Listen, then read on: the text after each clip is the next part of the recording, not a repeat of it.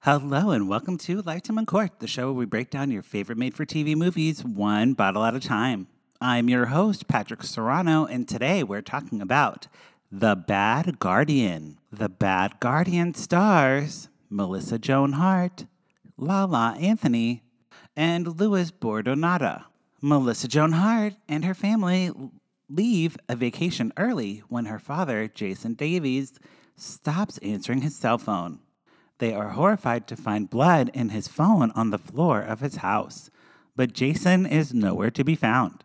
The police learn that Jason Davies is in a nursing home under the care of Janet Timms, who is his temporary legal guardian, and the legal guardian for multiple patients in the nursing home. Shady Side or Shady Pines? Mother lives at the Shady Pines retirement home. Oh, the Shady Pines. I know the Shady Pines is a lovely place. It's a prison.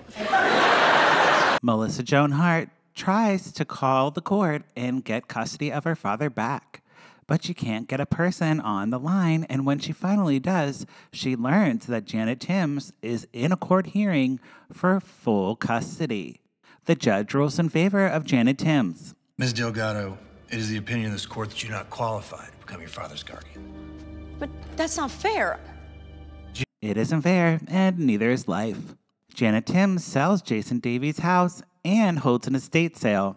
Her brother is the real estate broker, and they are all making money off of this scheme as well. Jason is neglected and given medical treatments that he doesn't need. Janet Timms opts for the cheaper options because she doesn't want to spend all her money she's making off of him. She also stops him from receiving visitors. Melissa Joan Hart has to sneak into the nursing home to see her father, and she is arrested for trespassing. Then she talks to people who had similar experiences and tries to gather enough evidence. Melissa Joan Hart is run off the road for knowing too much. A nurse in the nursing home updates Melissa Joan Hart and is eventually fired. She tries to go to the press, but she's killed in a hit-and-run accident before she can talk. Melissa Joan Hart works with the news station on an expose, but they ultimately kill the story. With no resources or money left, Melissa Joan Hart has to go to court and represent herself in an emergency hearing. What is this, Legally Blonde? In court, the judge is so biased it isn't even funny.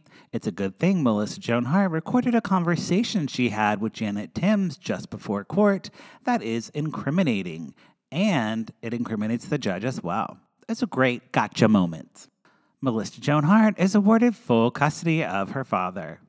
While leaving court, the press shouts questions at Janet Timms, and her brother is arrested for the hit and run.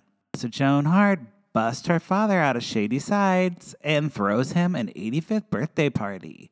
And that is The Bad Guardian. So The Bad Guardian is a string of dramatic roles that Melissa Joan Hart has taken on at Lifetime, mostly based on true crime, although not one specific case. It's just an amalgamation of a theme that she wants to explore. She's done one on hoarding. She's done one on being handcuffed to Mario Lopez. I don't know. She's done a few of them, and this is like the third or fourth one, I think. It's one of the least successful ones.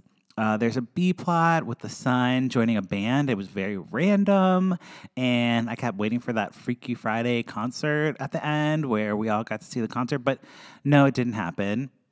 Also, just the Melissa Joan Hart being poor thing and like working in the diner. It was giving Britney Spears crazy.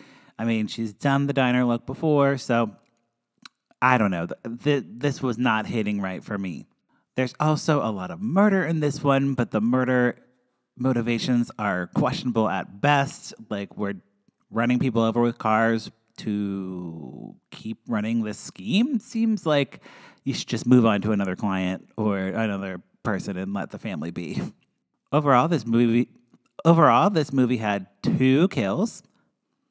And I would rate it of an enjoyment level of 3 out of 5 glasses, which isn't bad. I mean, Melissa Joan Hart is a great dramatic actress. I think she always has been and kind of got pigeonholed into the comedic roles. This movie, however, isn't the best of these Melissa Joan Hart dramatic movies, so I would say you can skip this one. Lala Anthony was not worth it for me. She hardly looked the same. She has a good plastic. She looks good, but she doesn't look like herself. I would have never known that was her. And yeah, I think that's it for this week. You can follow me at Patrick Miguel or the show at Lifetime Uncorked. Don't forget to let me know what you think of the movie in the comments section below, or check out lifetimeuncorked.com and you can comment there as well. And don't forget to donate to our Ko-fi page, where you can donate $5 to help keep this show going. And yeah, we will talk to you next week. All right, bye.